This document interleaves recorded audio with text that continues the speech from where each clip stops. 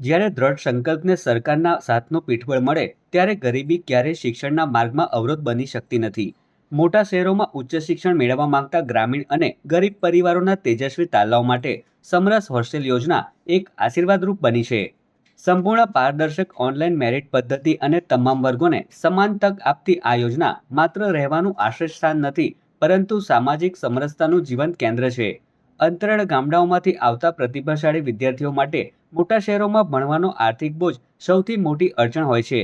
ગુજરાત સરકારની આ યોજના એ જ અડચણને દૂર કરીને હજારો યુવાનોને વિનામૂલ્યે આવાસ, પૌષ્ટિક ભોજન અને વાઈફાઈ સહિતની આધુનિક સુવિધાઓ પૂરી પાડી રહી છે. વડોદરાની હોસ્ટેલમાં રહીને આયુર્વેદિક મેડિકલનો અભ્યાસ કરતો જયદીપ ગાજીપરા હોય કે છોટા ઉદેપુરના કવાડથી આવીને નર્સિંગ ભણતો ઋત્વિક રાઠવા, આ વ્યવસ્થા દરેક વંચિત પરિવાર માટે આશાનું નવું કિરણ બની છે.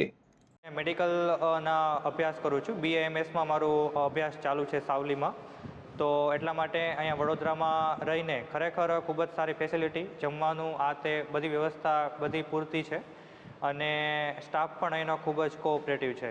હું છોટાઉદેપુર જિલ્લાના કમાડ તાલુકાના ભૂમસવાડા ગામનો વતની છું.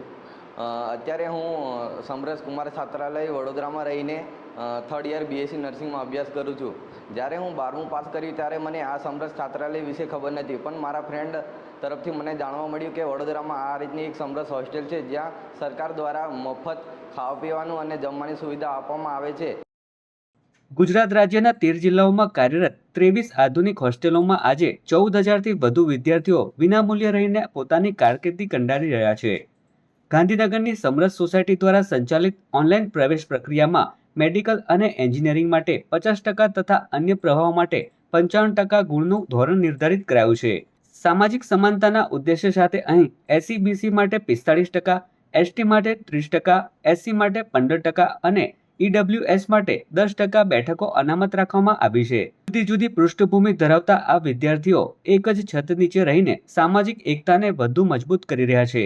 સમરસ હોસ્ટેલ યોજના માત્ર નિઃશુલ્ક સુવિધાઓ પૂરતી સીમિત નથી, પરંતુ તે ગરીબ પરિવારોના સંતાનોના આત્મવિશ્વાસને નવી ઊંચાઈ આપતું સશક્ત માધ્યમ બની છે. આર્થિક મર્યાદાઓથી મુક્ત થઈને ઘડાઈ રહેલા આ હજારો યુવાનો આવતીકાલના આત્મનિર્ભર અને સમૃદ્ધ ગુજરાતના નિર્માણમાં અમૂલ્ય પ્રદાન કરશે.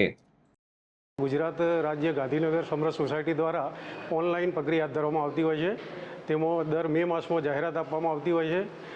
મેડિકલ એન્જિનિયરિંગ માટે 50% અને અન્ય કોર્સિસ માટે 55% ક્રાઇટેરિયા નક્કી કરવામાં આવેલ છે. સરકારશ્રીનો એક આ અભિગમ જે છે કે વિદ્યાર્થીઓને કોઈપણ જાતની મુશ્કેલી ન પડે અને અભ્યાસ વધુને વધુ કરીને પોતાની કારકિર્દી બનાવી શકે તે માટેના પ્રયત્નો આ સમરસ સોસાયટી છાત્રાલય દ્વારા કરવામાં આવી રહ્યા છે.